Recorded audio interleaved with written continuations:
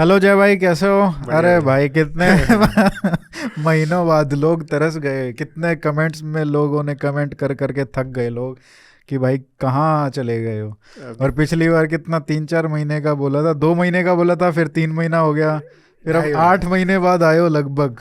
ठीक है, अब इसमें पीएचडी में बिजी था आपने तो अब। तो चलो अब पीएचडी फाइनली समापन की ओर है। हाँ हाँ। और बहुत जल्दी जल्दी हम मिलेंगे। हम्म। तो हम आज जो बात करने वाले हैं उसमें हमने अभी तक नॉर्थ इंडिया की हिस्ट्री को कवर किया था।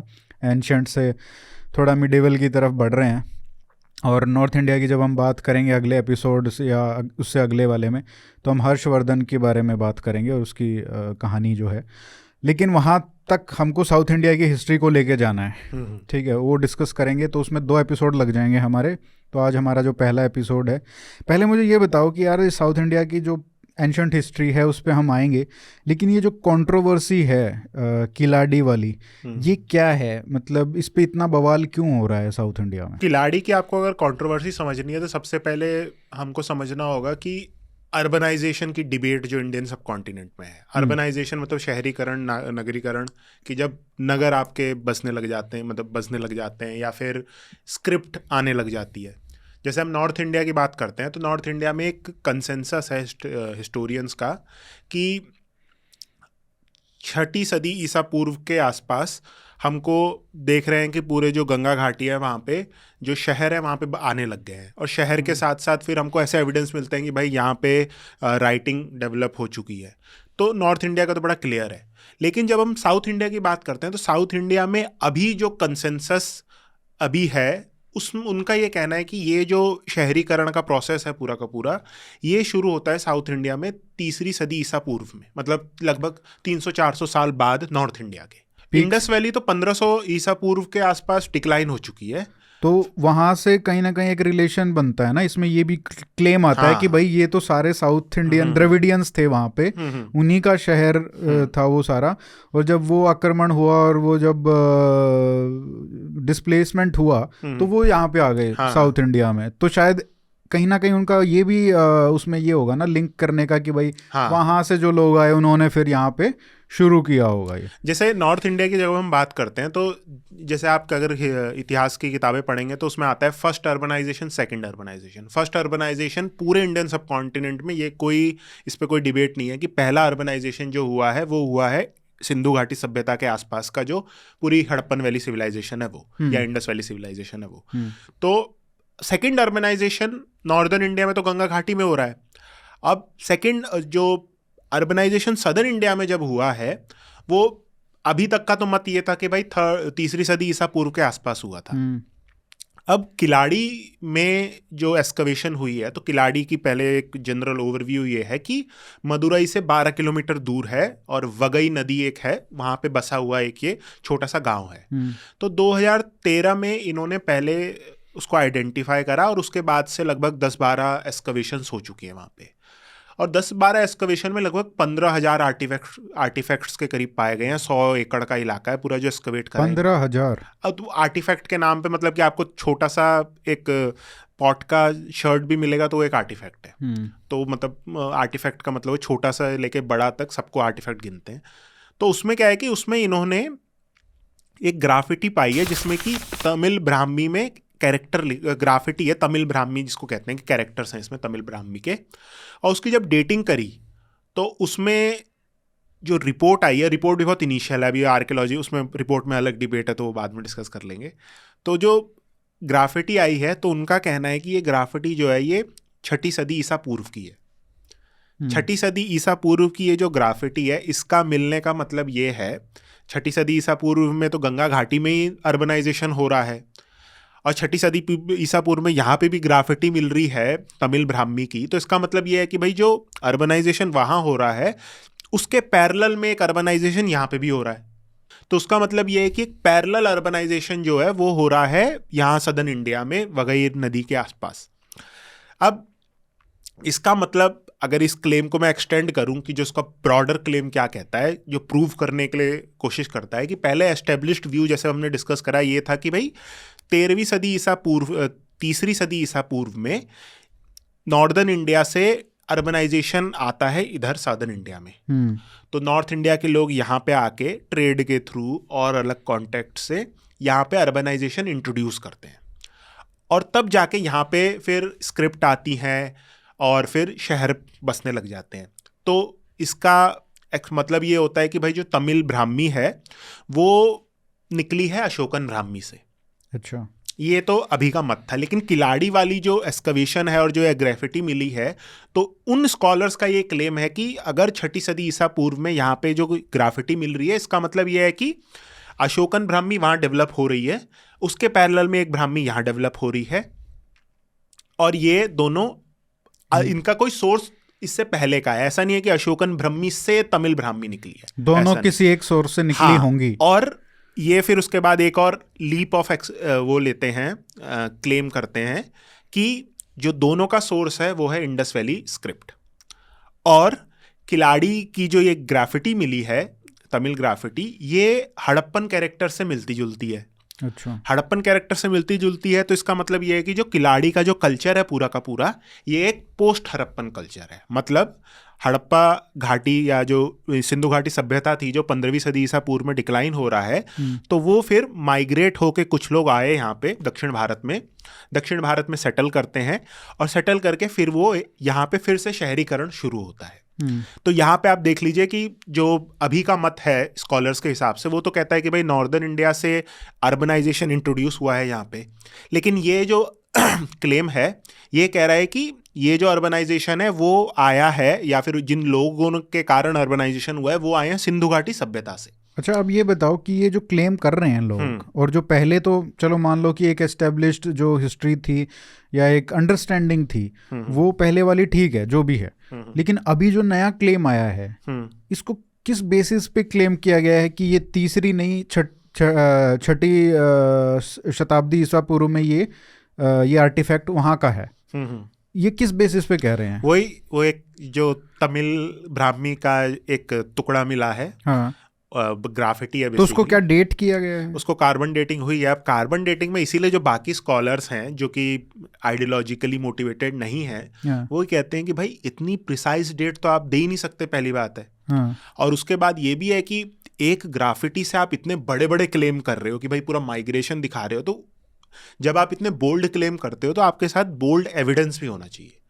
और एक ग्राफिटी के कारण आप कह दो कि भाई ब्राह्मी जो है वो यहाँ पे इंट्रोड्यूस हो रही है और वो हड़प्पन सिविलाइजेशन से आई है, क्योंकि जब हम ब्राह्मी की बात करते हैं तो ब्राह्मी में खुद ये डिबेट है कि वो जो स्क्रिप्ट है वो हड़प्पन जो सिंधु घाटी सभ्यता की स्क्रिप्ट थी उससे आई है कि नहीं, क्योंकि अब सिंधु घाटी सभ्यता में तो ये भी है कि भाई वो स्क्रिप्ट थी भी कि नहीं। तो आप इतने सारे बड़े बड़े क्लेम कर रहे हो और उसका आपका बेसिस क्या है? एक छोटी सी ग्राफिटी। और ग्राफिटी में भी जो डेट दे रहे हो वो इतनी प्रिसाइज दे रहे हो कि कार्बन डेटिंग में इतनी प्रिसाइज डेट कभी होती भी नहीं है। स्पेशली जब हम पॉट या पॉटरी की बात करते हैं तो इतनी प्रिसाइज डेट्स कभी नहीं होती। तो कई लोग जो बोल रहे हैं कि, जैसे मैं एक आर्कियोलॉजिस्ट से भी बात कर रहा था, उन्होंने कहा था कि वो आर्टिफैक्ट्स वगैरह वो ठीक है, बट जो रिपोर्ट बनाई गई है वो एकदम फ्रॉड है। रिपोर्ट में दूसरी दिक्कत क्या है कि रिपोर्ट में बड़ी कंट्रोवर्सी हुई थी। जैसे जो आर्कियोलॉजिस्ट थे जिन्होंने इसकी एक्सकवेशन करी थी, उनका नाम था के अमरनाथ रामकृष्णन। तो 2017 में उन्होंने 2 राउंड ऑफ एक्सकवेशन करी वहाँ पे ये किलाड़ी में, उसके बाद उनका ट्रांसफ़र हो गया। अच्छा, ट्रांसफ़र हो गया तो उसके बाद फिर तमिलनाडु में हल्ला हो गया कि भाई ये तमिल कल्चर पे बहुत अटैक है, आप ऐसे कैसे कर सकते हो। तो 2023 में क्या करती है, ASI बोलती है कि भाई आपकी जो रिपोर्ट है इसमें साइंटिफिक गलतियाँ हैं, इसको आप रिवाइज करो। वो रिवाइज करने से मना कर देते हैं। अच्छा, जो ये आर्कियोलॉजिस्ट हैं। उसके कारण अब क्या है कि फिर अभी जून 2025 में MK स्टालिन हैं, उन्होंने फिर वो क्लेम कर दिया कि भाई जो रिपोर्ट है इनकी के अमरनाथ रामकृष्णन की, ये ASI पब्लिश नहीं कर रही है क्योंकि पॉलिटिकली मोटिवेटेड है। अब जो हमारे कल्चरल मिनिस्टर हैं शेखावत जी है ना, क्या नाम है, गजेंद्र शेखावत। हाँ, तो गजेंद्र शेखावत जो हैं वो उनका बयान आया कि भाई हम रिवाइज कर रहे हैं, अभी ऐसा नहीं है हमने ब्लॉक नहीं करा है, और जब इसमें रिविजन्स हो जाएंगे तब इसको पब्लिश करेंगे। तो पीयर रिव्यू क्या कहता है यहाँ पे? तो अभी आप हमारे पास रिपोर्ट ही नहीं है ना, मेरे पास, मैं पढ़ ही नहीं सकता वो आर्कियोलॉजिकल रिपोर्ट क्या है। जो भी अभी हमारे पास एविडेंस आया, मतलब जो भी मैं बोल रहा हूँ वो या तो न्यूज़ रिपोर्ट या न्यूज़ आर्टिकल्स के बेसिस पे है, या तो जो आर्कियोलॉजिस्ट जिन्होंने खोज करी है उसके बेसिस पे है। Okay. जो एक आर्कियोलॉजिकल सर्वे ऑफ इंडिया की अपनी रिपोर्ट होती है वो हमारे पास अभी है ही नहीं। तो इसीलिए ये इतने बड़े बड़े क्लेम है। जब आपकी जो फाइंडिंग्स हैं, आपने कौन कौन सी मेथडोलॉजी इस्तेमाल करी है, जब जो बाकी स्कॉलर्स हैं वो देखेंगे तब तो आपको क्लेम को वेरीफाई कर पाएंगे। अब मैं कोई जगह खोदता हूँ तो मैं तो चाहूँगा ना कि भाई मैंने एक नई सिविलाइजेशन ही खोज ली है, लेकिन वो तो दूसरे स्कॉलर्स के ऊपर है, पहले वेरीफाई करें मेरे क्लेम। तो क्या ये अपने हिस्टोरिकल जो स्कॉलर्स हैं उनमें ये डिमांड है कि यार ये रिपोर्ट तो दिखाओ, कम से कम इसको लेके आओ, हम टेस्ट करते हैं? डिमांड तो है। अब वही है, मतलब कि वो बड़ा वेग सा है, अभी कुछ समझ नहीं आ रहा कि भाई उसका रिपोर्ट। अब ASI के अंदर तो मेरे को पता नहीं क्या हो रहा है कि इस रिपोर्ट का क्या हुआ है, चल रहा है कुछ काम, क्योंकि अभी तो ये कंट्रोवर्सी जो है अभी तो चल ही रही है, उस सेंस में अभी इसका कोई एंड हुआ नहीं है। तो उसमें जो स्क्रिप्ट जो दिखाई गई है वो तमिल ब्राह्मी वाली, क्या हम उस स्क्रिप्ट के बेसिस पे, उसका भी कुछ नहीं है हमारे पास एविडेंस? तमिल ब्राह्मी का ऐसा नहीं है कि बहुत बड़ा राइटिंग का सैंपल है हमारे पास। एक मतलब कैरेक्टर एक दिखता है उसमें कि 1-2 कैरेक्टर्स हैं, तो ऐसा पूरा वर्ड भी नहीं है कि हमारे पास कि पूरा 3-4, जैसे अशोकन एडिक्ट्स में क्या पूरी लाइंस हैं, वैसा अगर होता तो हमारे पास तो बड़ा आसान रहता कि उसमें क्या फिर है कि हम कंपेयर कर सकते थे ना कि भाई 3री शताब्दी ईसा पूर्व में जो चीज है और जो 6वीं में क्लेम की जा रही है उसमें कितना अंतर है। हाँ, यही पेलोग्राफिक एनालिसिस कर सकते हो। अब दिक्कत क्या है कि आपको जैसे यही ऐसा ही सिमिलर पॉटरी शर्ट्स जो हैं वो अनुराधापुरम से मिले थे श्रीलंका में। अब उसकी आप डेट देखेंगे ना तो उसकी डेट दी जाती है 600 BC से लेके 300 BC तक।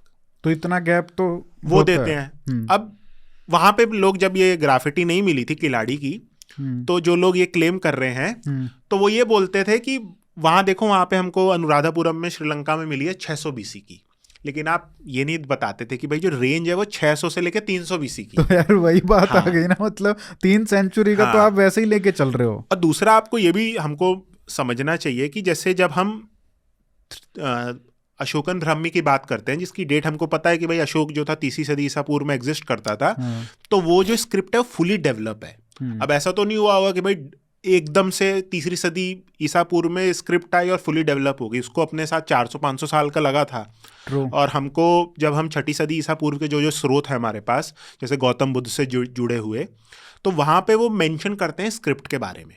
स्क्रिप्ट का भी हमारे पास वहाँ पे एविडेंस नहीं है कि उस समय की कोई ब्राह्मी हमको मिल रही है, लेकिन वहाँ पे पता है कि वहाँ पे लोग लिखते थे। और लिखते किससे होंगे? भाई हमको 3री सदी ईसा पूर्व में ब्राह्मी मिल रही है तो वही ब्राह्मी के कैरेक्टर्स होंगे, थोड़ी लेस डेवलप्ड होगी। तो इसका मतलब ये नहीं है कि जो, अगर मैं ये भी मान सकता हूँ कि जैसे 7वीं और 6ठी ईसा पूर्व में नॉर्दर्न इंडिया में हो रहा होगा, मतलब स्क्रिप्ट डेवलप हो रही है और वो धीरे धीरे फिर नॉर्थ में आ रही है, साउथ में आ रही है। तो मेरा तो अभी मेरे हिसाब से हमारे पास इतना कोई इतना है ही नहीं, मतलब क्या टेस्ट करोगे जब आपके पास कुछ है ही नहीं। तो और दूसरा क्या है कि जैसे आप, जब हम बाद में देखेंगे कि जो इंडस्ट्रियल पूरा अर्बनाइजेशन सदर्न इंडिया में हो रहा है, उसमें क्लियर मतलब हमको एविडेंस मिलता है कि भाई नॉर्थ का इन्फ्लुएंस है। कैसे? जैसे उसको समझने के लिए पहले हमको, चलो ये तो हमने डिस्कस कर लिया अभी तक कि भाई जो अभी नया क्लेम आया है, बट जो अभी एस्टेब्लिश्ड चीजें हैं उसके अकॉर्डिंग हिस्ट्री पे चलते हैं अब हम। उसमें आप बताओ कि ये कैसे, मतलब लोगों ने कंक्लूड किया कि भाई नॉर्थ से इन्फ्लुएंस आ रहा है, और ये कैसे डिसाइड कैसे होता है, ये बहुत इंटरेस्टिंग होगा। हाँ, जैसे जब हम अर्बनाइजेशन की बात करते हैं तो हम साथ में बात करते हैं कि आयरन एज की। जैसे ये जो पूरी थ्योरी है इसमें मार्क्सिस्ट इन्फ्लुएंस बहुत ज़्यादा है। तो नॉर्थ इंडिया का एग्जाम्पल लेते हैं, उसके बाद फिर साउथ इंडिया का अपने आप समझ में आ जाएगा। तो हमको बताया जाता है, अगर आप किताब पढ़ेंगे कोई भी अर्ली हिस्ट्री की, तो उसमें बताया जाता है कि जो 10वीं सदी ईसा पूर्व के आसपास हमको एविडेंस मिलता है लिटरेरी सोर्सेज में, स्पेशली जो वेद हैं उनमें, लेटर वैदिक टेक्स्ट्स में, कि अब आयरन आ गया है। और स्कॉलर्स का कहना है कि RS शर्मा जैसे एक हैं स्कॉलर, मार्क्सिस्ट अप्रोच उनकी है कि आयरन रेवोल्यूशन की बात करते हैं वो। आपने आयरन खोज लिया है, आयरन से आपके पास अब औजार हैं, उससे आप खेती कर सकते हैं। और अब क्या है कि गंगा घाटी में जो पहले मार्शी इलाका था, यहाँ पे बहुत ज़्यादा जंगल थे, तो जंगलों को साफ़ किया जा रहा है, जंगल साफ़ हो रहे हैं, वहाँ पे खेत खेती हो रही है, और खेती हो रही है तो आपके पास सरप्लस आएगा, आपके पास अनाज इतना आएगा कि भाई आप अपना खा भी लेंगे और कुछ बचा भी लेंगे। तो एग्रेरियन रेवोल्यूशन वहाँ से। हाँ, अग्रेरियन रेवोल्यूशन उस सेंस में होता है। अग्रेरियन रेवोल्यूशन के साथ फिर उसकी जो उसका मतलब नेक्स्ट जो फेज तो next- अर्बनाइजेशन। हाँ, उसका अर्बनाइजेशन इसलिए होता है कि आपके पास सरप्लस है, सरप्लस से हायरार्की डेवलप होती है, हायरार्की से फिर स्टेट आती है, स्टेट आप तो वो पूरा हंटर गैदरर्स वाला छोड़ के आप एक जगह रहने लगते हो और फिर वहां से नहीं, जैसे इसमें बोलते हैं जो अर्ली वैदिक सोसाइटी थी वो पेस्टोरल थी, ऑफ कोर्स। वो मतलब कि वो गाय पे निर्भर करती थी, खेती इतनी ज्यादा इंपॉर्टेंट नहीं थी।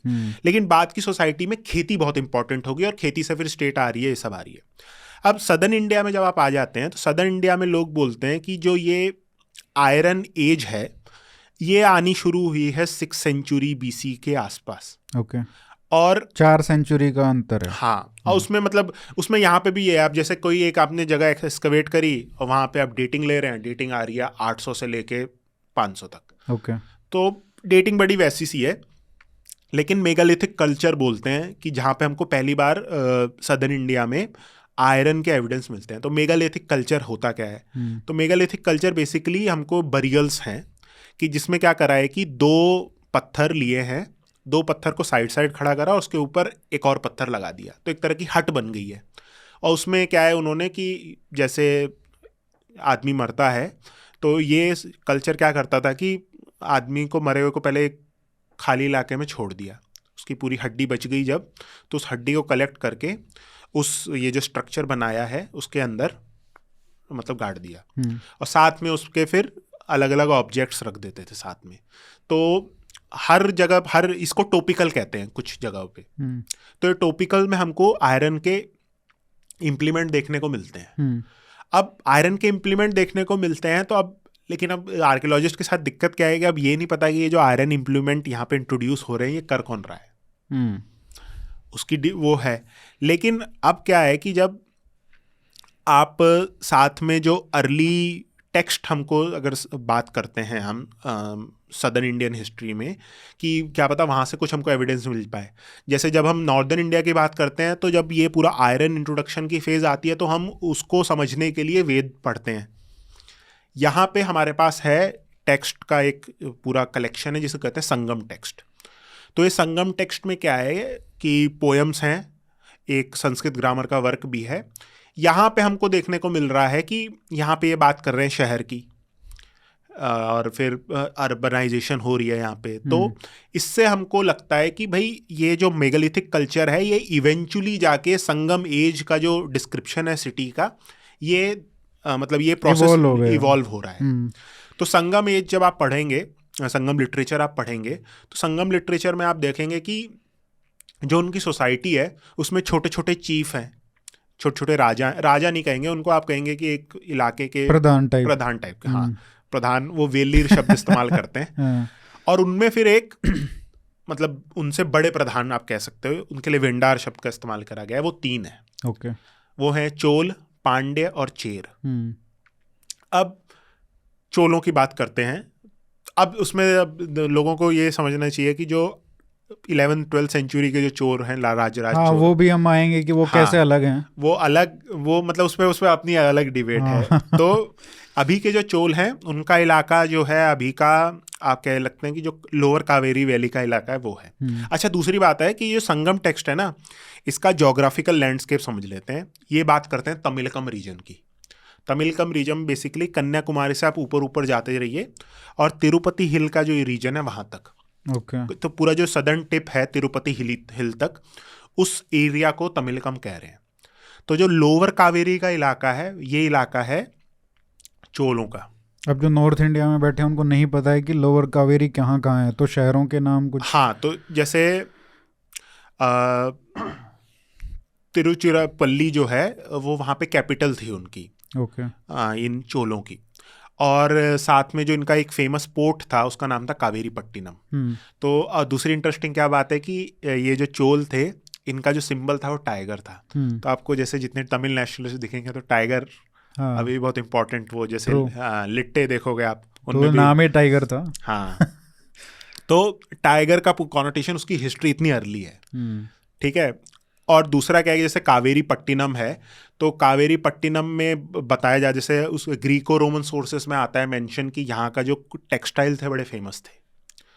और तो हमने फिर जैसे एक कावेरी पट्टिनम वहाँ पे है ना जहाँ पे कावेरी नदी खत्म होती हाँ, है? जहाँ पे माउथ ऑफ कावेरी रिवर। तो ये चेंज हुआ होगा माउथ जहाँ पे था, या वहीं पे है? नहीं जैसे यमुना का कोर्स तो चेंज हुआ। यमुना का होता है, वहाँ पे क्या है, फिर फ्लड्स वगैरह भी आती है। जैसे बाद में एक और इम्पोर्टेंट सिटी आती है म्यूजिरस करके, वो अच्छा। चेरों की है, उसमें डिस्कस करेंगे। वहाँ पे क्या है कि आप रोमन सोर्सेस पढ़ोगे तो बताओगे इतना बड़ा शहर था ये वो, लेकिन अब तो हमें कुछ मिलता नहीं है, उस पर डिबेट भी है। तो चोलों का ये था। अब चोलों के जैसे उसमें फिर क्या है, संगम पोए में बेसिकली आप देखोगे कि राजाओं का बखान कर रखा है। तो एक चोलों के राजा हैं जिनका नाम है करिकाल चोल। तो करिकाल चोल के बारे में बताया गया है कि भाई इन्होंने एक लड़ाई लड़ी थी वेन्नी की, जिसमें बाकी जो ये चेर पांड्यों की जो कंबाइन फोर्सेस थी इनको हराया।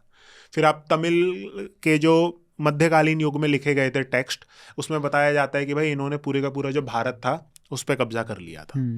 तो ये सब तो एग्जैजरेशन है, लेकिन एक तो इंडिया है उसमें? हाँ, मतलब भारत इंडिया एक ही हाँ, मतलब एक इम्पॉर्टेंट फिगर आती है, वो हिमालय की बात हो रही है वहाँ पे। अच्छा। तो उसमें और भी अभी वो बाद में हम देखेंगे, क्योंकि वहाँ से ज़्यादा आवाज़ उठती है कि ये तो 1947 के बाद आया ना भारत तो। हाँ, नहीं वो तो है ही। तो दूसरा फिर क्या है कि आप श्रीलंकन टेक्स्ट पढ़ेंगे ना, उसमें बताया जाता है कि करिकाल चोल ने हमला करा था श्रीलंका पे।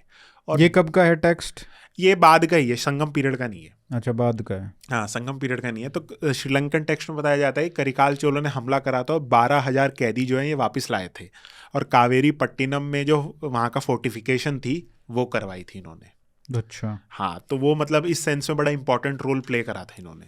एक्चुअली में एक बहुत इंटरेस्टिंग है कि जो डीएनए पाया जाता है, हाँ, एक तो तमिल है वहाँ पे नॉर्थ इन रीजन में, हाँ, श्रीलंका जाफना के, जो इलाका है पूरा। ठीक है, वो तो तमिलियन है जो बाद में ब्रिटिशर्स वगैरह लेके गए। हाँ, हाँ, उससे पहले जो बाकी है ना, हाँ, क्या बोलते हैं इनको, सिन्हलीज, हाँ, उनमें उनका डीएनए एक्चुअली वो लोग कहाँ से आए, वो लोग उड़ीसा का बोलते हैं ना? नहीं, हाँ। उड़ीसा का नहीं है, बहुत इंटरेस्टिंग है।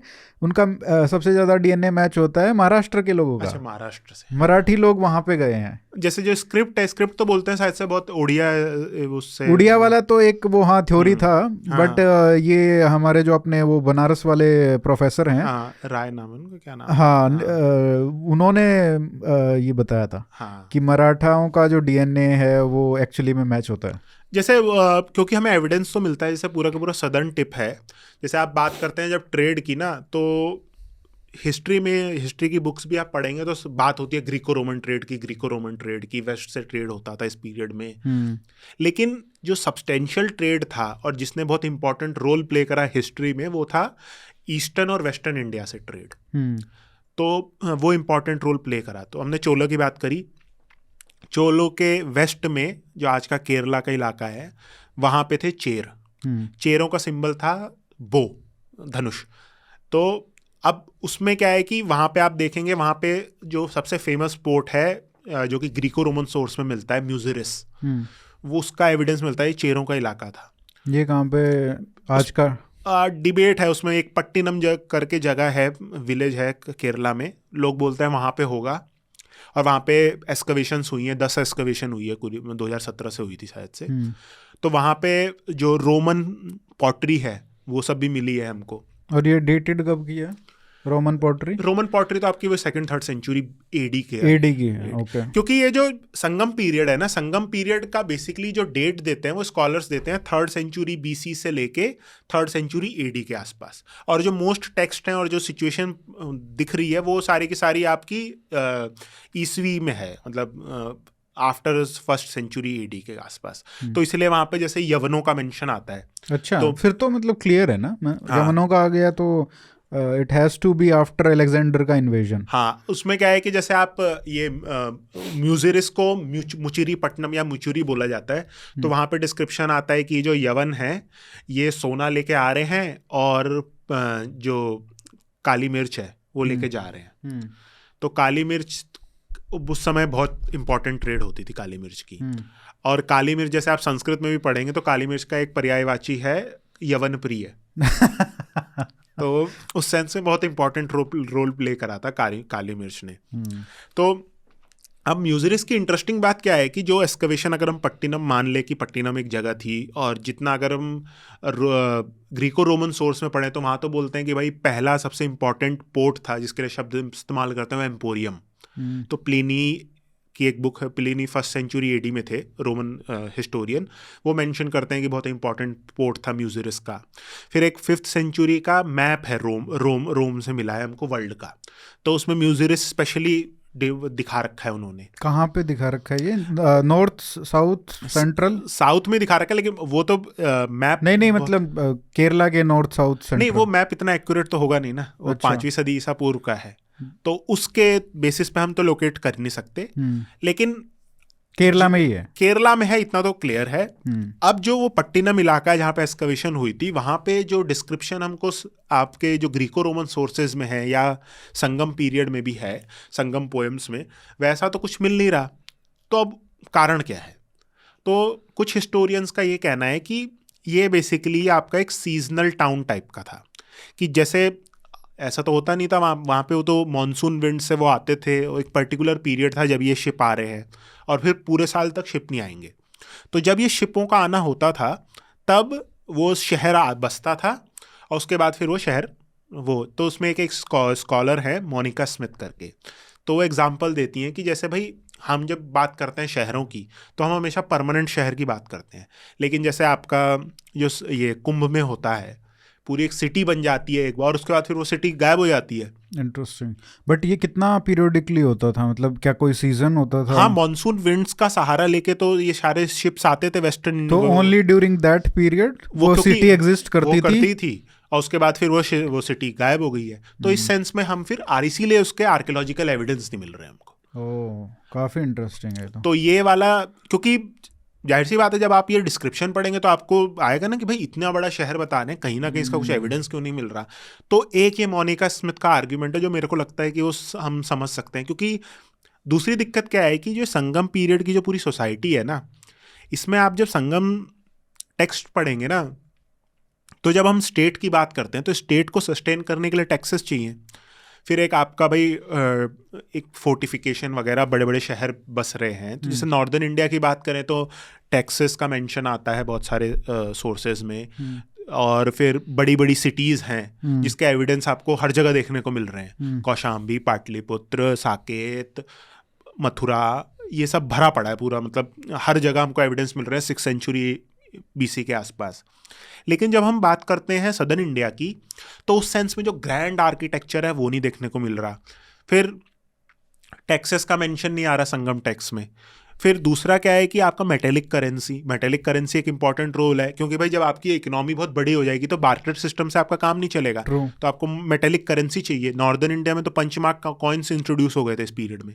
यहाँ पे वैसे उस तरफ के वो मतलब कॉइन्स नहीं दिख रहे, जो कॉइन्स मिल रहे हैं वो पंचमार्क कॉइन्स ही हैं। जबकि आप देखो तो मतलब सबसे ज्यादा ट्रेड रूट्स और वो सब तो साउथ इंडिया का ही होना चाहिए। हाँ, नहीं, ट्रेड वहाँ हो रही है, लेकिन उस सेंस में स्टेट नहीं डेवलप हुई है जिस स्टेट को हम नॉर्थ इंडिया में इस समय देख सकते हैं। बट डोंट यू थिंक कि वो नेचुरल चीज है, अगर वहां पे इतना ट्रेड हो रहा है, इतना पैसा बन रहा है? हाँ। क्योंकि हमने अपनी पिछली कॉन्वर्सेशन में ये बात की थी कि गुजरात के पोर्ट्स के ऊपर बहुत चक्कर में लड़ाइयाँ हुई, और बहुत लोग, गुप्ता एम्पायर में देख लो कि एक दूसरे को, मतलब वो इम्पोर्टेंट था रादर देन कि गंगा वैली में जाना, तो लोग उसको प्रेफर करते थे क्योंकि वहां से पैसा बन रहा था।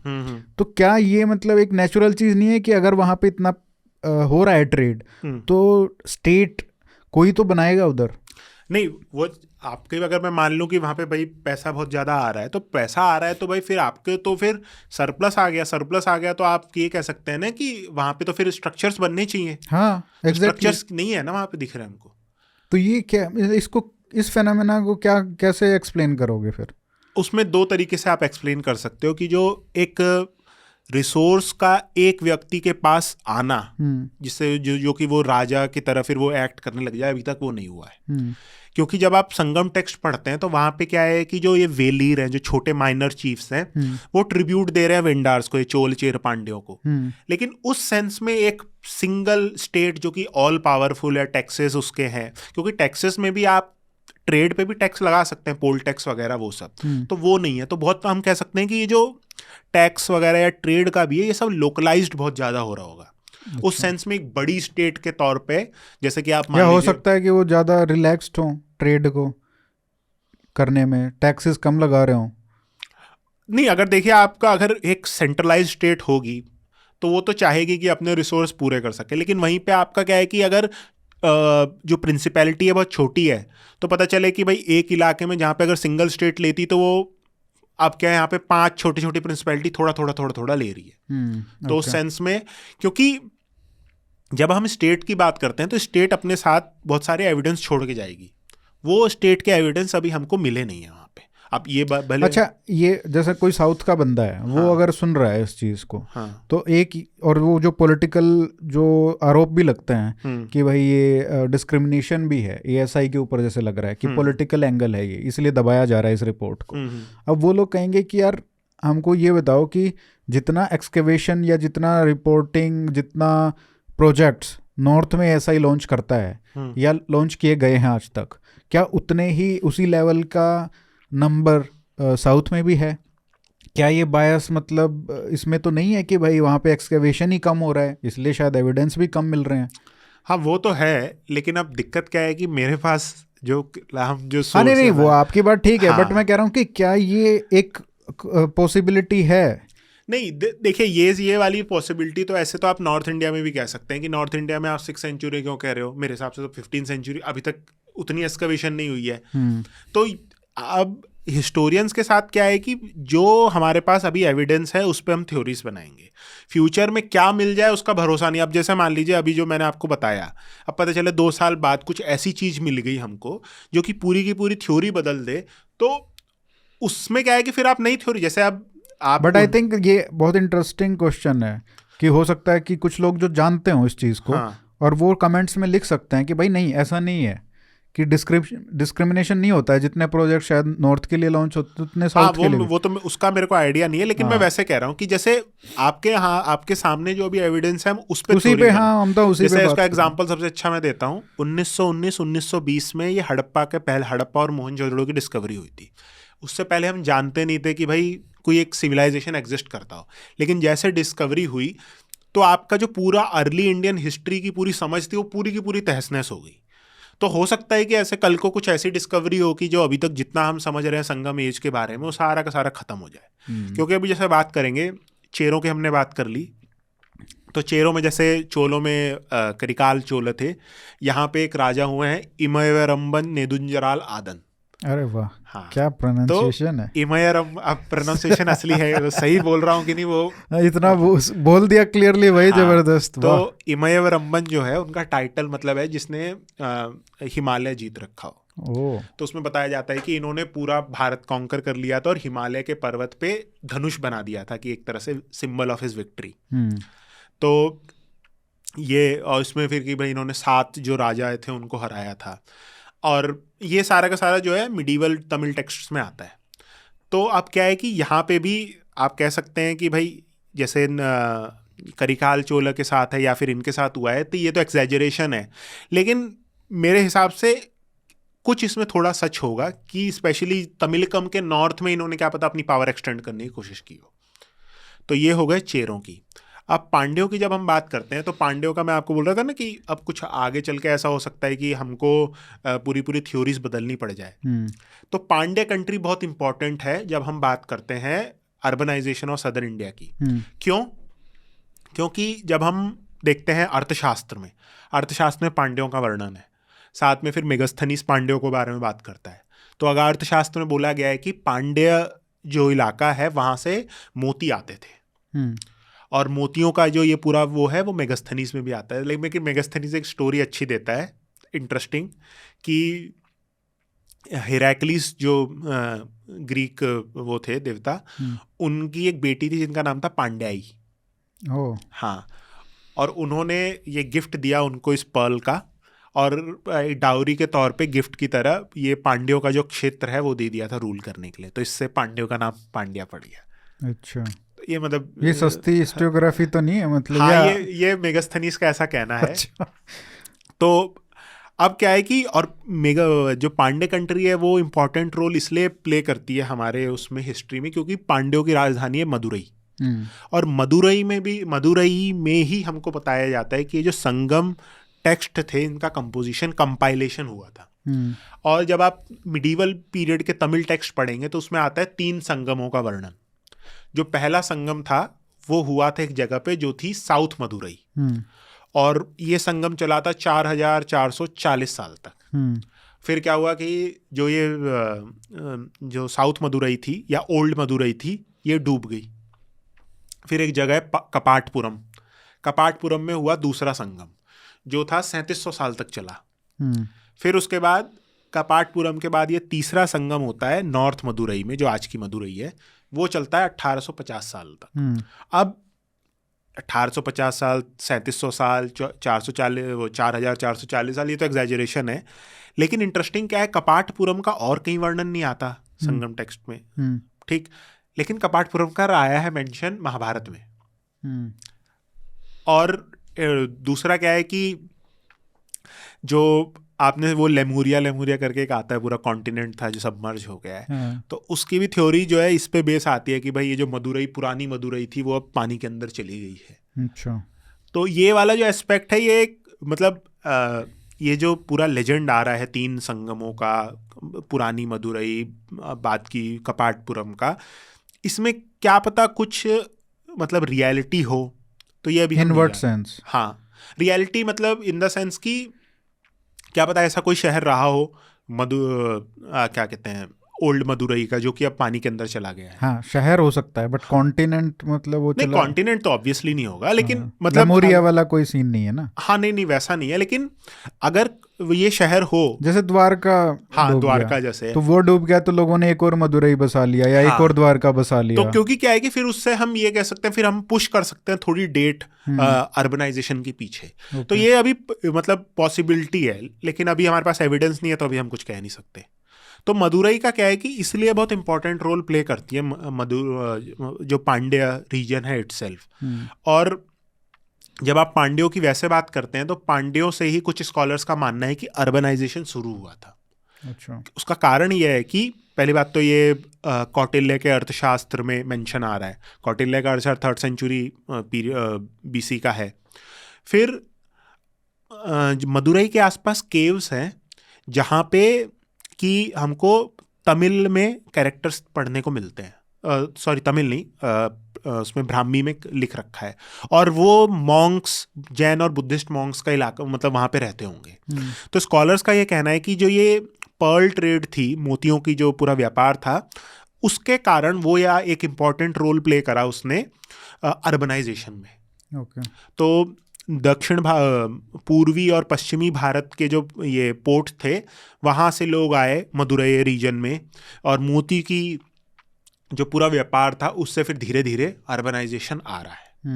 तो ये पूरा का पूरा प्रोसेस है पांड्यों का। अब इंटरेस्टिंग क्या है कि ये तो हमने संगम पीरियड की बात कर ली, अब क्या ऐसे मतलब संगम पीरियड के आसपास साथ हमको कोई और एविडेंस मिलता है? तो अशोक की इंस्क्रिप्शन में आता है मेंशन, चोलास, पांड्यास, केरला पुत्ता, सतीश पुत्ता, ये बताया गया है। अशोक बोलते हैं कि ये मेरी बाउंड्री पे है, मतलब मेरे जो राज्य है उसके बाहर है। और इंटरेस्टिंगली आप जब मौर्यों का मैप देखोगे तो, हाँ, मौर्यों का मैप तो वो इलाका नहीं था, लेकिन आप जब संगम पोएम पढ़ेंगे ना तो उसमें एक आता है इन्वेजन के बारे में बताया गया, आक्रमण वंबा मौर्या करके। अब वंबा मौर्या को बोला गया है कि यह कल का आया हुआ है, कल का आया हुआ है, अपस्टार्ट करके शब्द आया है, उसका मतलब तमिल में क्या है मेरे को नहीं पता, लेकिन जिसका ट्रांसलेशन है वो अपस्टार्ट करके। तो अपस्टार्ट मौर्य का अर्थ कुछ स्कॉलर्स के हिसाब से क्या पता है चंद्रगुप्त के बारे में बोल रहा हूँ। ओके। और तो इससे ये हो सकता है कि ये वाला जो इलाका है मतलब तमिलकम से ऊपर का, ये क्या पता चंद्रगुप्त ने कॉन्कर करा हो, क्योंकि उसमें मेंशन आता है कि मौर्यों के रथों के बारे में मेंशन आया है। अच्छा, संगम पोएट्री में तो ये रथों का मेंशन, और तो क्या पता कोई एक इन्वेजन अटेम्प्ट की हो। बट ये बहुत इंटरेस्टिंग है कि मतलब चाहे एट द पीक अगर आप देखें इंडियन सिविलाइजेशन के, जो चाहे आप मौर्यों का देखें, चाहे आप गुप्ताओं का देखें, और उसके बाद मुगलों का देखें, और आज हम भारत का भी है, पहली बार मतलब आप देखते हैं कि वो जो रीजन है तमिल वाला, केरला तो फिर भी आया है, लेकिन जो तमिल वाला रीजन है वो कहीं ना कहीं बाहर ही रहा है, एक इंडिपेंडेंट सा। मेरे को लगता है ना उस सेंस में आप मॉडर्न पीरियड में तो ये मतलब लोगों को अच्छा नहीं लगेगा सुनने में, लेकिन जो एक पहली बात तो जो आपका कोर है गंगा वैली में है, कोर से आपको जब पूरा डीप साउथ जाना है तो उसकी अगर बहुत ज़्यादा इकोनॉमिकल वैल्यू ना हो ना तो वो उसका कोई वर्थ नहीं है। अब हाँ ये हो सकता है कि भाई अगर मौर्य साम्राज्य कुछ समय तक रह जाता तो क्या पता वो फिर कॉन्क्वेस्ट करने का अटेम्प्ट तो जरूर करते, क्योंकि हमको इतना पता है कि जो सुवर्णगिरी है जो केरला कह रहा हूँ कर्नाटका में थी, जो कि आज का कोप्पल डिस्ट्रिक्ट है, वहाँ पे एक इम्पॉर्टेंट सेंटर था मौर्यों का। और वहाँ पे अशोकन एडिक्ट में आया है कि वहाँ पे आर्यपुत्र रहता था। आर्यपुत्र बेसिकली जो प्रिंस था मौर्यन एम्पायर का, उसके लिए कहते हैं। तो मौर्यन एम्पायर का एक प्रिंस मतलब बॉर्डर इलाका ही हो गया लगभग, वहाँ पे एस्टेब्लिश्ड है, तो सेंस में आप कह सकते हो कि एक इम्पॉर्टेंट रीजन रहा होगा। ट्रू।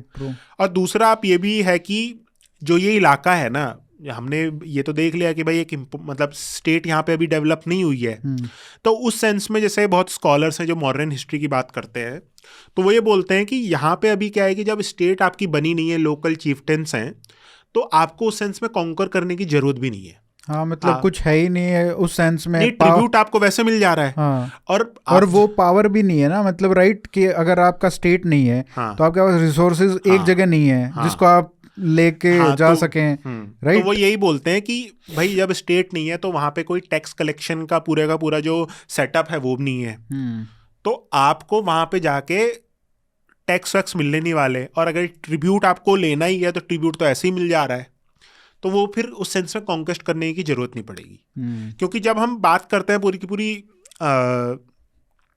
जो कि स्टेट की डेवलपमेंट की ना, तो उसमें दो एक टर्म आती हैं या दो कॉन्सेप्ट आता है। तो उसमें बोलते हैं प्राइमरी प्राइमरी जो स्टेट डेवलपमेंट होता है और सेकेंडरी स्टेट डेवलपमेंट। तो सेकेंडरी स्टेट डेवलपमेंट में क्या होता है कि जैसे इंडस्ट्रियलाइजेशन को समझते हैं तो उससे अच्छे समझ में आ जाएगा कि जैसे जो इंडस्ट्रियलाइजेशन आपका जो शुरू होता है ब्रिटेन में, तो अब इंडस्ट्रियलाइजेशन जैसे मान लीजिए भारत में उस समय नहीं था, तो जब यहाँ पे जो इंडस्ट्रियलाइजेशन आता है तो ऐसा नहीं है कि जितना समय ब्रिटेन में लगा इंडस्ट्रियलाइजेशन को आने में उतना समय भारत में लगेगा, तो वो तो जल्दी से हो जाएगा। तो वैसा ही कुछ स्टेट डेवलपमेंट के साथ है।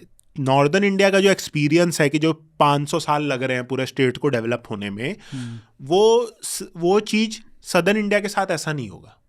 तो सदर्न इंडिया के साथ जो प्रोसेस है वो बहुत ज़्यादा छोटा हो जाएगा, क्योंकि पहले एक जगह पे प्राइमरी स्टेट डेवलपमेंट हो चुका है, तो सेकेंडरी स्टेट डेवलपमेंट में इसलिए ज़्यादा समय नहीं लगता। तो इसीलिए आप ये पूरा का पूरा इसको कह सकते हैं कि 3rd सेंचुरी एडी के आसपास हम ये कह सकते हैं कि स्टेट डेवलपमेंट यहाँ पे धीरे धीरे होना शुरू हो गया। जब भी हम डिस्कस करते हैं तो हमने ये बहुत एक्सटेंसिवली इस पे बात की है कि वो क्या रिलीजन कल्चर फॉलो करते थे। तो इस संगम पीरियड की जब हम बात करें, चाहे चोला हों, चाहे चेरा हों, पांड्या हों, तो इनका क्या कस्टम्स थे, क्या रिलीजन था, क्या कल्चर था? तो क्योंकि आपने पता नहीं मुझे वो एक बुक पढ़ी है land of Vedas south India के ऊपर। हाँ, स्कॉलर बहुत बड़े, उनकी किताब नहीं पढ़ी, लेकिन वो अभी उनका देहांत हो गया। हाँ, देहांत हुआ था। तो उनको ऐसे पद्मश्री या क्या मिल रखा है? हाँ, आई थिंक सो। हाँ, वो मोदी सरकार के अंडर ही उनको मिला था। तो वो काफ़ी रिस्पेक्टेड स्कॉलर थे, बट वो काफ़ी इंटरेस्टिंग बुक थी। हाँ, जैसे अब आपने ये वेद वाली बात की है, तो संगम टेक्स्ट में वैदिक सैक्रिफाइसेस का वर्णन आया है। अच्छा। वैदिक यज्ञों का। उसमें फिर एक पांड्य राजा बताया है जिसका टाइटल है पलशई। पलशई मतलब कि जिसके पास बहुत सारे सैक्रिफाइस वो यज्ञों के हॉल हैं। फिर दूसरा क्या है कि एक चोल राजा के बारे में आया है जो बताया गया है, जिसके बारे में कि उसने जब महाभारत, वो अपने आप को बोलता है कि जब महाभारत होने वाली थी, मतलब एक चोल राजा था, तो महाभारत के होने से पहले दोनों आर्मीज जो थी उनको उसने खाना खिलाया था। तो अपने आप को कनेक्ट करते हैं महाभारत से। फिर आप ये कि अब ये सब एविडेंस है हमारे पास। फिर साथ में क्या है कि हमको ये भी देखने को मिलता है कि जो संगम पीरियड है तो उसमें जैनिज्म और बुद्धिज्म भी उस सोसाइटी में है। और वो जाहिर सी बात है वो नॉर्दर्न इंडिया से आया होगा। अब इस पे पूरी डिबेट आ जाती है कि जो ये कल्चर और रिलीजन हमको यहाँ पे देखने को मिल रहा है उसका ओरिजिन क्या है। तो उसमें दो स्कॉलर्स हैं, एक हैं के नीलकंठ शास्त्री, जिनका ये कहना है कि जो लोकल तमिल कल्चर था और नॉर्थ इंडिया का जो कल्चर था उससे मिलके सिविलाइजेशन बनी है। अच्छा, ये जो सोशो कल्चरल फ्यूजन हुआ एक तरह का। लेकिन जो MJS नारायणन है स्कॉलर एक, उनका ये कहना है कि जब आप देखते हैं कि भाई सोसाइटी कैसे ऑर्गेनाइज हो, ठीक है, सोसाइटी के जो कल्चर और सोशल मोर्स की बात करें तो पूरा का पूरा जो पैटर्न है ना वो बाहर से आया है। बाहर से इन द सेंस की नॉर्दर्न इंडिया से। हाँ, तो उनका ये मानना है, और वो उनको लाने का जो काम किया है वो बुद्धिस्ट मॉन्क्स हैं, जैन मॉन्क्स हैं और ब्राह्मण्स हैं, वो जब आए वो अपने साथ एक सोशल स्ट्रक्चर वो सब लेके आए हैं और वो इंट्रोड्यूस हुआ है यहाँ पे। बट ये मेरे को हमेशा समझ में नहीं आता कि ये कैसे इतने आसानी से हो जाता है जब लोग ना स्टेट लेवल पे इतनी चीज़ें हैं, है ना। आज जैसा आपने कहा कि स्टेट भी नहीं है, कोई ऑर्गेनाइज्ड कुछ भी नहीं है वहाँ पे, छोटे छोटे चीफ्टन्स हैं, तो वो कोई ब्राह्मण आ रहा है, मतलब किसी भी टाइम का अगर आप कंपैरिजन करो, आप अंडमान्स में देख लो यार, वो उस टाइम का अगर लगा लो कि वो इतने पीछे हैं अंडमान्स वाले, वो तो एकदम शूट कर देते हैं भाई किसी को भी। तो वो कैसे मतलब आके सब उनका कल्चर वो कल्चर बता रहे हैं और वो ले रहे हैं, ये मेरे को समझ में नहीं आता। ये जो अंडमान से आप इनको कंपेयर अरे मतलब आई एम जस्ट सेइंग, हाँ समझ गया कि कभी भी कोई भी पीरियड में कोई भी कल्चर होता है वो आउटसाइडर्स को होस्टाइल ही एक तरीके से ट्रीट करता है, राइट। नहीं, इसमें डिपेंड करता है ना कि आपको वो जो कल्चर, जो बाहर के लोग आ रहे हैं वो किस प्रकार के, वो अगर सैनिक नहीं है तो जैसे आप ये बुद्धिस्ट मॉन्क्स नन्स आ रहे हैं तो अपने साथ एक आइडियोलॉजी लेके आ रहे हैं, या फिर ब्राह्मण भी हो गए, तो उनकी आइडियोलॉजी में अब क्या है कि जो यहाँ पे जो छोटे छोटे चीफ्स हैं उनमें एक तरह का, भाई आपने एक चीफ को विन ओवर कर लिया, उसने आपको कुछ वो दिया। नहीं, ये मैं कह रहा हूँ कि ये उल्टा भी तो हो सकता है भाई। कैसे? कि जैसे मान लो कि उनका इतना बड़ा अट्रैक्शन है, हाँ, मान लो जो वैदिक कल्चर है या जो वो अपनी पीक पे है, और वहां से जो चीफ्टन्स हैं ये है वहां तक बातें पहुंची हैं, तो वो रिक्वेस्ट करते हैं कि भाई आप हमारे इधर आओ, इधर हाँ, तो मैं वही इसमें एक टर्म इस्तेमाल होती है सोर्स ऑफ लेजिटिमेसी करके। हाँ, कि जैसे अब मान लीजिए यज्ञों की बात है, तो अब एक पर्टिकुलर चीफ के यहाँ पे कुछ ब्राह्मण गए, उन्होंने यज्ञ करा, तो बोला कि भाई यज्ञ बहुत इंपॉर्टेंट है आपके लिए, आप करिए। तो दूसरा चीफ है वो कहेगा कि भाई इसने 2 यज्ञ करे, मैं 4 यज्ञ करूंगा, मैं इससे बड़ा राजा हूँ। तो उस सेंस में वो एक कंपटीशन के तौर पे तो वो लेजिटिमेसी का काबू बन जाता है। या फिर कोई मॉनेस्ट्री है, बुद्धिस्ट मॉनेस्ट्री आपने सेटअप करी अपने इलाके में, दूसरे ने कहा कि अच्छा इसने ये सेटअप करी है, मैं इससे बड़ी मॉनेस्ट्री सेटअप करूंगा, इसके सिर्फ 100 मॉन्क है, मेरे यहाँ पे 150 मॉन्क रहेंगे। तो अब ये देखिए एविडेंस तो हमारे पास है नहीं, हम थ्योरीज ही बना सकते हैं। हाँ, सही बात। तो ये थ्योरीज हैं, तो इसमें क्योंकि ये तो मिल रहा है कि भाई सोसाइटी में धीरे धीरे ये बुद्धिज्म आ रहा है, जैनिज्म आ रहा है, आप जो संगम टेक्स्ट पढ़ेंगे तो आपको पूरा पूरा लगता है, तो ये कहीं ना कहीं किसी तरीके से तो भाई आया होगा इस सोसाइटी में। तो वो कैसे आया है, तो कुछ बहुत स्कॉलर्स का ये मानना है कि ऐसा नहीं है कि कोई यहाँ पे कॉन्क्वेस्ट की गई होगी, यहाँ पे ट्रेड के कारण या माइग्रेशन के कारण वो हुआ है। तो ये अभी हमको इतना पता है। अच्छा, एक बात बहुत बोली जाती है कि जो हमने बात की कि ये तो 600 साल का पीरियड था, 300 साल पहले और 300 साल AD के, तो उसके बाद क्या होता है, क्योंकि हम वहाँ पे जो अपना नॉर्थ वाला डिस्कशन है उसमें हम 6-7वीं सेंचुरी में पहुँच चुके हैं, तो 300 से लेके 600 AD तक क्या हो रहा है? जो ये संगम पीरियड है वो लगभग बात करते हैं 300 AD के आसपास। अब 300 AD से लेके 600 AD के बीच का जो पीरियड है, वहाँ हम देखते हैं कि हमारे पास बहुत ज़्यादा इन्फॉर्मेशन इस इलाके में क्या चल रहा है उसके बारे में नहीं है।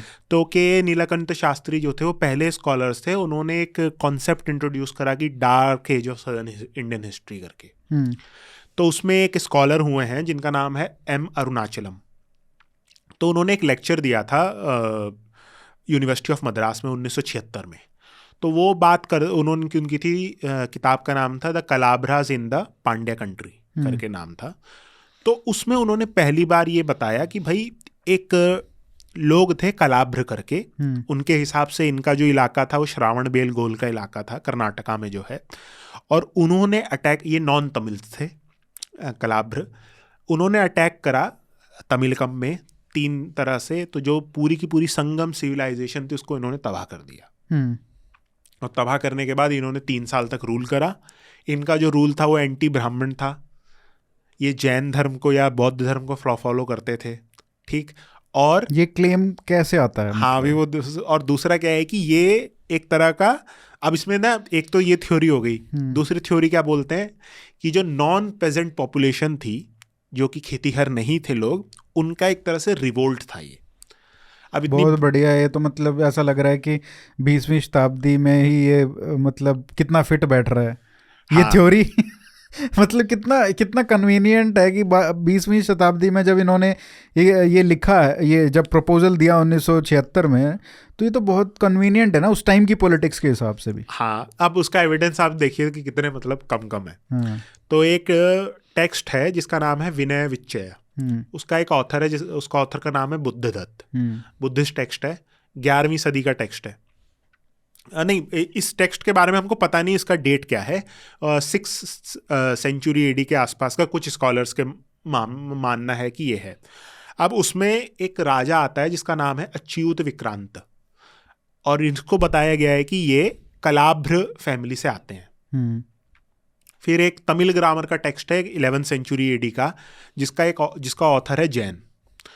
उसमें एक राजा का नाम आया है अच्युतन, और अच्युतन को बोला गया है कि वो अपने गले में एक हार पहनता था जिसमें धनुष, सिंह और ये पांड्यों का हमने सिंबल नहीं देखा, पांड्यों का होता था मछली, सिंबल था पांड्यों का मछली।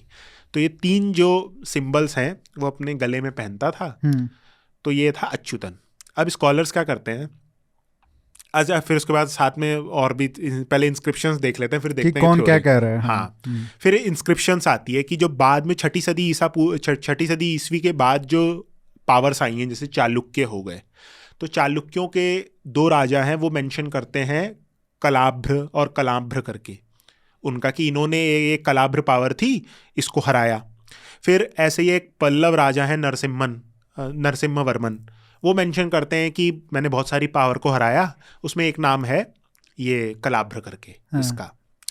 फिर एक इम्पॉर्टेंट हमको इंस्क्रिप्शन मिली है जिसको कॉपर प्लेट ग्रांट मिली है, जिसको कहते हैं वेलवेकुडी ग्रांट। अब वेलवेकुडी ग्रांट में क्या है, ये 8वीं सदी सेंचुरी के आसपास की है। तो इसमें मेंशन आया है कि स्टार्टिंग में एक गांव था जो कि एक ब्राह्मण को दिया गया था उनके मतलब जीवन व्यापन के लिए। उसके बाद कुछ समय बाद एक कलाभ्र करके राजा आया है जिसको बोला गया है कली किंग है, ये कली का राजा है वो। ये जो ग्रांट है ये मतलब ये कैंसिल कर देता है, और पांड्यों का जो इलाका है ये पांड्य ग्रांट है बेसिकली, वेलवेकुडी ग्रांट।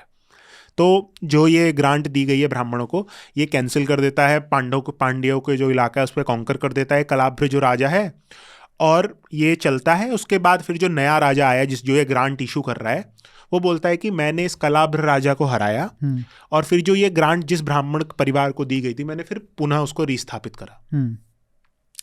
तो जो ये पूरा प्रोसेस है ये इसमें कॉपर ग्रांट में मेंशन कर रखा है। अब ये जितनी जो थ्योरीज हैं, पहला कि ये जो 2 टेक्स्ट हैं जिसमें अच्युत विक्रांता और अच्युतन का नाम आया है, और जिसमें बताया गया है कि अच्युतन विक्रांता को बोला गया कलाभ्र फैमिली का है, और अच्युतन को बोला गया है कि वो एक हार पहनता है जो तीनों के सिंबल हैं। तो स्कॉलर्स का कहना है ये अच्युतन और अच्युत विक्रांता सेम ही बनता हो सकते हैं, ठीक, बिल्कुल। और अपना हार पहन रहा है, तो मतलब इसने चोल चेर पांड्यों को हरा दिया है। I don't think so. अब जो थ्योरीज है वो कुछ भी मतलब हाँ ठीक। फिर उसके बाद जो पावर्स 6th सेंचुरी एडी के बाद आई है, पल्लव चालुक्य 2 रूलर्स हैं, वो बार बार इस कलाभ्रों का मेंशन कर रहे हैं अपनी जो एनिमीज है जिनको उन्होंने डिफीट करा। तो मतलब कि एक इम्पॉर्टेंट पावर थे। फिर ये वेलवेकुडी ग्रांट है जिसमें आया है कि तो एक गांव की है ना। हाँ, और वो भी वापस ले लिया, वो तो बाद में कॉन्कर्स करने के बाद ली ना। हाँ। तो उनका ये कहना है कि भाई जो बीच का पीरियड था जिसमें कलाभ्र ने ये ग्रांट कैंसिल करी, तो इसका मतलब है कि पांड्य कंट्री पे कलाभ्रों का रूल था। अब जो उसमें बोला एंटी ब्राह्मण थे, वो एंटी ब्राह्मण क्यों थे कि ये जो वेलवेकुडी ग्रांट है यहाँ पे ब्राह्मणों की ग्रांट ले ली, और दूसरा जो बुद्धिस्ट टेक्स्ट है और जैन टेक्स्ट है तमिल ग्रामर का, उसमें मेंशन आया है अच्युतन और अच्युत विक्रांता का। तो जैनिज्म और बुद्धिज्म को सपोर्ट करते थे और हिंदुइज्म के खिलाफ थे। मतलब इतने छोटे से एविडेंस और हाँ। कहानी से आप इतना बड़ा क्लेम कैसे कर सकते हो? ये क्लेम हुआ है, ठीक। फिर उसके बाद जो आपका बीच का जो ये मतलब एक पूरे तमिल कंट्री पे हमला कर दिया था, उसका कारण ये है कि जितने भी ये पल्लव और चालुक्य रूलर्स हैं, इनके उसमें नाम आया है, तो इसीलिए ये कलाभ्र इन्होंने कॉन्कर करी है।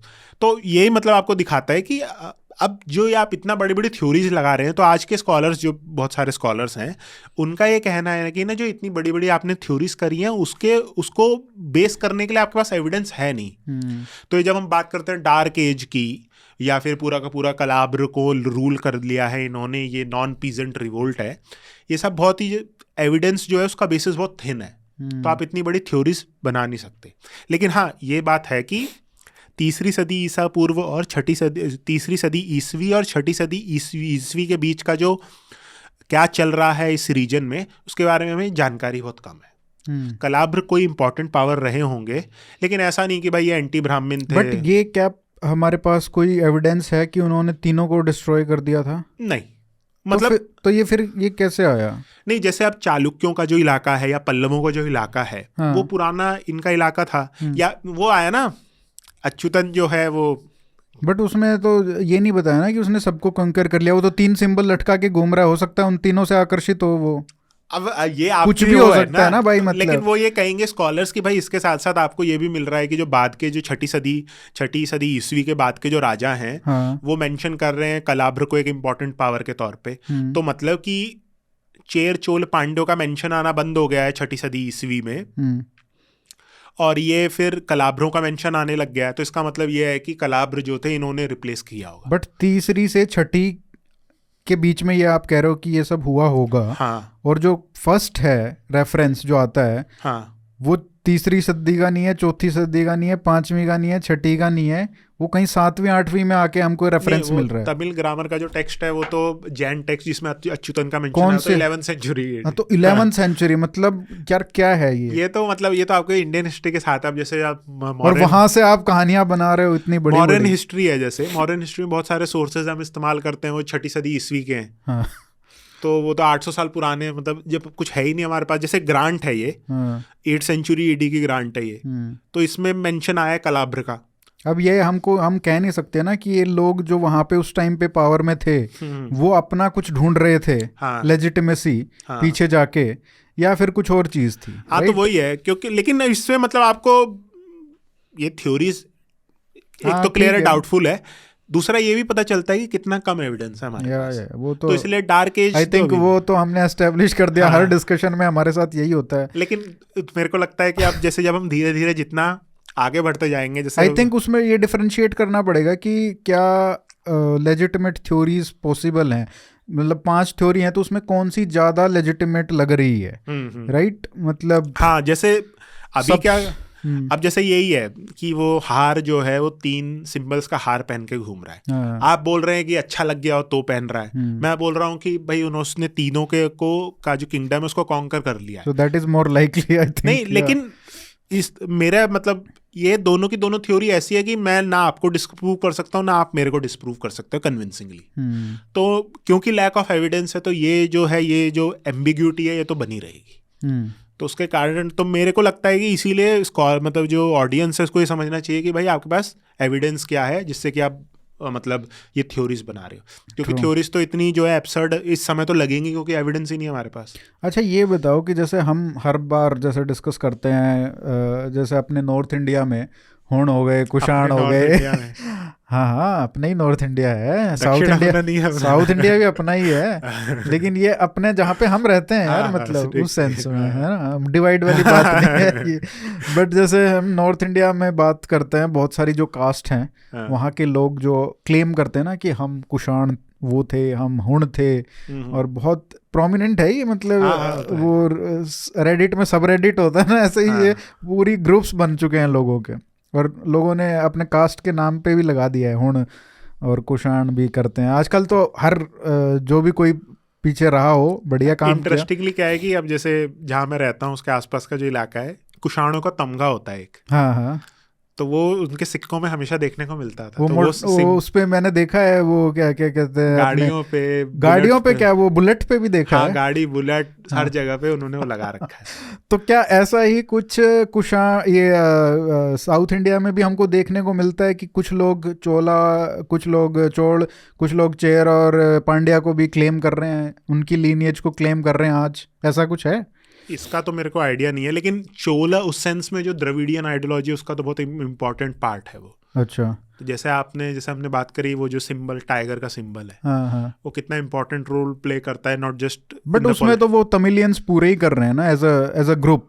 लेकिन जैसे चेर हैं, चेरों का इलाका तो हमेशा केरला का इलाका था, हाँ तो उस सेंस में वो चेरों का जो पूरा वो है, हाँ। क्या कहते हैं, उसको क्लेम नहीं करते, तमिल तो खासकर नहीं करते। अब पांड्यों के साथ क्या है कि पांड्य बाद में भी एक क्लैश रहा था चोल और पांड्यों के बीच में। तो और वो क्योंकि एक ही तमिल रीजन हाँ, से आते थे। जैसे ये मदुरई हमेशा पांड्यों का इलाका रहा था। पांड्य इलाका मतलब आपका जो, जब विजयनगर ने कॉन्कर करा है, उससे पहले ये जो दिल्ली सल्तनत का आक्रमण हुआ था, मलिक काफूर आया था, तब तक मदुरई जो है वो पांड्यों के इलाका माना जाता था हमेशा से। और उससे पहले भी। हाँ, आप ये क्लेम कर सकते हैं, ये आप वो देखना, मतलब इंटरेस्टिंग ये है कि उस पर भी क्वेश्चंस हैं कि जो ये संगम पीरियड के पांड्य और चोल हैं, और जो बाद में आएंगे पांड्य और चोल 8वीं 9वीं 10वीं सदी में, वो वही पांड्य चोल थे कि नहीं। तो ऐसा मतलब हो सकता है लोग कमेंट्स में बता दें भाई, कोई चोल हो, कोई पांड्या हो, और हाँ, चेर हो, तो जो अपने आप को क्लेम करता हो बता दो साउथ इंडिया के। दूसरी बात ये भी नहीं, ये सारा डिस्कोर्स जो है बहुत रीजनल लैंग्वेज में उस सेंस में होता है, तो क्योंकि तमिल आती नहीं है मेरे को, तो यहाँ पे क्या है, यहाँ पे तो हमारे आसपास के लोग हैं और जो भाषा हम बोलते हैं तो समझ में आ जाती है। तो वो जो सोसाइटी में क्या नहीं, जैसे आपने बताया ना कि आपके आसपास नेबरहुड में ये हो रहा है, तो हो सकता है वहां पे भी कुछ चल रहा हो ऐसा। हाँ हाँ बिल्कुल, है ना, क्योंकि बहुत रीसेंट चीजें भी हैं, कई पीछे से चली आ रही हैं। हाँ, जैसे ये भी समझना चाहिए कि भाई 200 साल पहले ये सब लोग जानते नहीं थे कुषाण कौन था और ये सब एग्जैक्टली। तो ये बहुत रीसेंट फिनोमेना है कि अपने आप को क्लेम कर रहे हैं। ये एक्चुअली में मैंने देखा है कि कई लोग हुण लगाते हैं एज अ सरनेम। हाँ, तो क्या वो मतलब 200 साल पहले भी लगाते थे? पहले तो मेरे ख्याल से 200 साल पहले तो कोई सरनेम लगाता ही नहीं था, है ना, सब कोई जनरल होता था, चांद राम ऐसे टाइप के नाम होते थे। और सरनेम तो आई थिंक जब नेम कीपिंग का जब आया, ब्रिटिश रिकॉर्ड्स और ये सब चालू हुआ, सेंसस शुरू हुआ, तब उसके बाद भी आई थिंक 50-100 साल लग गए उनको, तब जाके आई थिंक मॉडर्न इंडिया का ये फिनोमेना है सरनेम वाला। बट स्पेशली कास्ट से जोड़ने वाला तो होता है, लेकिन तो, कुछ सरनेम उस सेंस में तो जैसे मिश्र वगैरह कुछ थे जो टाइटल्स स्पेशली ब्राह्मणों के इस्तेमाल होते थे, तो उस सेंस में तो आता वो तो एक वो तो टाइटल कुछ सिग्निफाई करता था ना वो चीज़, कि अगर चतुर्वेदी है तो 4 वेदों का है, त्रिवेदी है तो 3 वेदों का। जैसे वर्मन आया पुराने सेंस में कि वो क्षत्रियों का टाइटल था उस सेंस में। हाँ, तो ये बट एनीवे, फैंटास्टिक डिस्कशन। अगले वाले में हम क्या डिस्कस करने वाले हैं और कब डिस्कस करने वाले हैं, सबसे ज़्यादा इम्पोर्टेंट ये चीज़ है, कब। अगले वाले में तो हम करेंगे ये, आप दोनों कर सकते, ये इधर सदर्न इंडियन हिस्ट्री का भी कर सकते हैं, 300 से ले जो 600 AD के आसपास का, ये पल्लव चालुक्यों का जो राइज हो रहा है वो, ठीक है। या तो हम जो हर्षवर्धन वाला है, क्योंकि हर्षवर्धन का पीरियड ऐसा है जैसे अभी तक हमारा था कि भाई सोर्स नहीं है, अब तो बहुत आ जाएंगे हर्षवर्धन के, मतलब अभी भी आप मतलब कंपैरेटिवली उससे कंपैरेटिवली तो है, क्योंकि हर्षवर्धन का जो सोर्स है हमारे पास हर्षचरित है, तो एक तरह से पूरी बायोग्राफी पड़ी है, तो वो उस सेंस में हमारे पास सोर्स की कमी नहीं है जितनी पहले थी। तो हम हो सकता है दोनों कर लें, देखते हैं डिपेंडिंग ऑन कितना टाइम हमारे पास रहेगा। तो कब? 2-3 महीने में करते। अरे भाई 2-3 महीने का महीना 8 महीने नहीं होता ना। नहीं, अब तो क्या है कि PhD खत्म हो गई है, तो उस सेंस में अब समय लगे, अब उतना समय नहीं लगना चाहिए। तो अभी हम दिसंबर में हैं, जनवरी फरवरी में करते हैं। ठीक है। ओके भाई, जय भाई, थैंक यू सो मच।